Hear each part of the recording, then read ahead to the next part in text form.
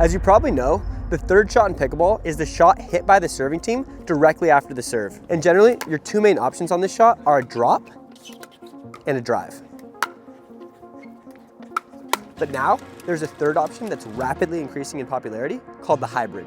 The hybrid is essentially a mix between the drop and the drive, which sounds simple enough, but in order to pull it off in your games, you need to know when to hit it, how to hit it, and where to aim it in order to pull it off effectively. So in today's video, that's exactly what we're gonna cover. At the rec level, this shot can be a complete game changer for helping you score more points, so make sure to pay close attention. So first, let's talk about when is a good opportunity to go for the hybrid third. So the hybrid third can be seen as an alternative to when you should go for a drive like I did there. And generally, you want to go for drives when your opponents hit shorter returns. So what is a shorter return? A shorter return is a return that lands closer to the net. And why this is a good opportunity to go for an aggressive drive or a hybrid is because you have more time after the bounce. You're also closer to your opponent when you hit the ball, so they have less time to react. So to show you an example of what that would look like on a hybrid, I'm taking the same shorter ball, but instead of going for a hard drive, I'm going for a half speed shot between a drop and a drive that sort of lands somewhere near my opponent's feet. So let me show you an example of what that looks like. Again, Kennedy hits a shorter return. Now I sort of go for a medium speed ball right at her feet. And as you can probably tell, that would be really hard to do if she hit a really hard deep return because it gives her a lot more time to react after I hit that shot. So the best time to go for a hybrid is on a shorter return like you would on a drive. And there's a few different ways to hit the hybrid, but before I get into that, I want to cover the second thing that you need to look for if you want to do this shot effectively. So the second thing that you want to look for when you're going for a hybrid is that your opponent is coming into the kitchen slowly. So as you can see here, Kennedy's getting in slowly, which gives me a big gap where I can make the ball land in front of her. So if she was all the way at the kitchen when I hit that shot, she might actually be able to be a little bit aggressive with it. So it's way easier and more effective to go for a hybrid when your opponent is a little bit farther back, which isn't always the case. So the best time to go for it is when you notice they're a little bit farther back and they didn't get into the kitchen quickly. So you can actually create this gap on purpose by using your serve, which I'll show you how to do at the end of the video.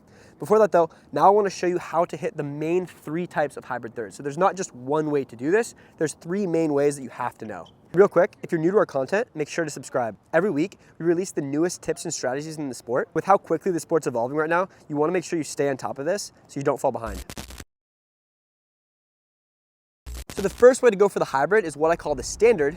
And all it is where I go for it on a short ball, where I let the ball rise up and I hit sort of that off-speed shot at my opponent's feet. So that's sort of what I've been demonstrating so far. And this is definitely the most effective and common way that you should go for this shot. So the second way is what I call the on the rise hybrid. So sometimes if your opponent hits a slightly deeper return, you can actually take it on the rise. So you can take it as the ball is rising. So what that looks like is this. Kennedy goes for a slightly deeper return, but because I see she's a little bit further back, I take it as it's rising, which allows me to go for the hybrid and take time away from her so that I can get it at her feet. Third way to do the hybrid is more of a slow drive. So it's harder than the other options that I've showed you. And sometimes this is a good option if they're really getting in slowly, or maybe you just are a little bit farther back and you need that extra bit of power. So there, I went for more of a drive where I hit it harder, but I still get the same effect of getting the ball to land at my opponent's feet. Throughout the rest of the video though, I'm gonna go for more standard options because these are the easiest to go for and the most useful when you play on the courts. In terms of the technique on the shot, the first thing that you want to think about is that you definitely want to be going for topspin. So you need to make sure that you're getting a good brush. But you're not going to want to hit the shot the same way that you hit your drive or your drop. So the way I think about it is you want to hit it like a drive with a more compact motion. So I don't want to be taking a huge backswing because I'm not hitting it that hard. I don't need to take a huge backswing. You want to take the same motion, so a very linear motion, but you don't want to take the paddle back too far. So what does that look like? Something like this. So I have a compact swing, and if I need more power, all I need to do is make my swing a little bit bigger. So I have that compact swing, and I'm going for a little bit of a brush. I don't need to be going crazy and flailing with my motion. So what that looks like on a real ball is something like this. As you can see, I don't take my paddle back too far. but I take it back enough to where I can get a good amount of power. So a drop would look like this. So really a lot more compact, not taking nearly as much of a swing. So here's another drop. But my hybrid looks like this. So I'm taking my paddle back sideways like I would on my drive, and I'm still accelerating a pretty good amount, but I still have that compact motion that I have on my drop in order to control it at my opponent's feet. And here's a couple slow motion examples.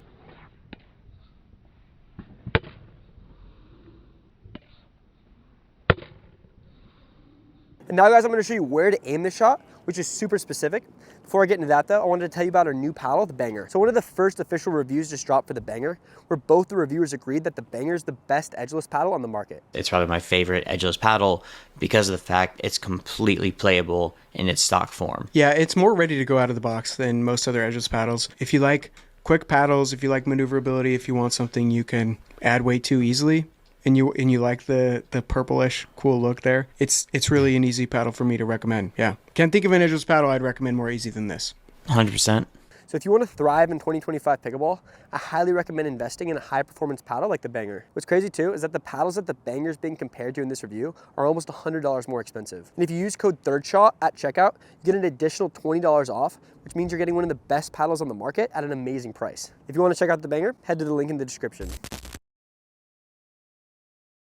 In terms of where you aim the shot, there's not a specific spot on the court that you need to aim for.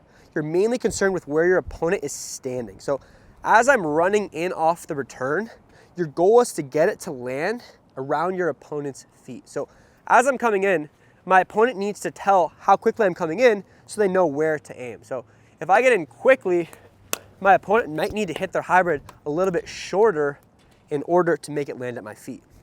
And if I'm getting in really slowly, then my opponent might actually be able to go for that third option where they go for more of a drive because they have a lot more space to work with. So after you hit your serve, you need to watch where your opponent's standing in order to aim the shot as best as possible. So to show you a few examples, as you can see here, Kennedy's not getting in super quickly, so it gives me the opportunity to go for a little bit deeper of a hybrid. See, that one landed about this far behind the kitchen line, and it still landed right at her feet. So there I saw she wasn't getting in as fast, so I gave me the opportunity to go a little bit harder. If she gets in really quickly though, I might not even be able to go for much of a hybrid at all. So there, she got in pretty fast. I went for a hybrid and she took it out of the air pretty high. So if you see your opponents getting in quickly and you had the idea to go for a hybrid, you might be better off going for a drop instead. But you can go for a little bit of a slower hybrid too if they get in faster, which looks more like that. So there she was already kind of near the kitchen, but because I had that nice short return, I could go for more of a penetrating drop than a slow drop, which helps me. But the best time to go for this is definitely when they get in slowly, because you could aim it a little bit deeper and still get it at their feet. So it's more of a situational thing. So the best spot to aim your hybrid is actually as an angle, which looks like this. And as you can see, the way that I set up that angle was by hitting my serve down the middle. So you can kind of run this as a play. You go for a hard serve down the middle, which creates the opportunity to go for the hybrid out more towards the side of the court. So going for a hybrid down the middle can still be effective too. That looks like this.